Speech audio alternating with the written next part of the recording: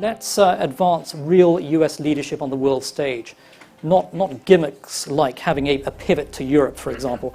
Let's work with our allies. Let's strengthen American leadership. Let's lead from the front rather than from behind. But let's end this obsession in the State Department with advancing this idea of some sort of European superstate. Europe has its faults. It's got its free riders. Some countries have very low defense spending. That is true. But it provides no better set of allies with which to deal with which to collectively promote freedom and security. But to leverage this potential, the United States has to invest in this relationship. It can't lead from behind. It has to lead from the helm of the transatlantic community. That's why I think we ought to pivot back. The rebalance to Asia in no way and should not detract from the long-standing transatlantic alliance and relations.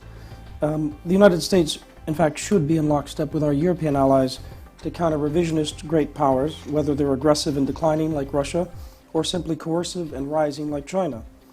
We should also fully tap the transatlantic alliance to develop a strategy to deal with transnational terrorism and institutions or entities like this so-called Islamic State. I welcome American engagement in Europe. What I don't want to see again is the infantilizing codependency marked by resentment on both sides that we had at some times during the Cold War, if we're honest with each other. What I want is a Europe that is more responsible, that steps up to the plate, that takes on more of its burden, and that works with America when it needs to, and relieves it of the burden when America has pressing preoccupations elsewhere.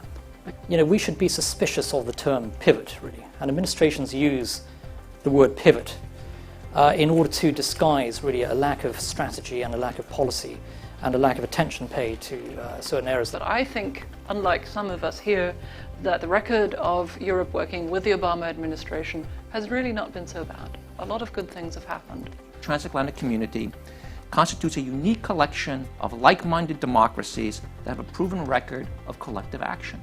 We don't really choose what we have to deal with on security. We are going to have to manage other major powers like China and Russia. We've got to confront the Russians and stand up to Russian aggression in Europe, and also send a message to the Russians that they can't assert their influence as they see fit wherever they want to in the Middle East.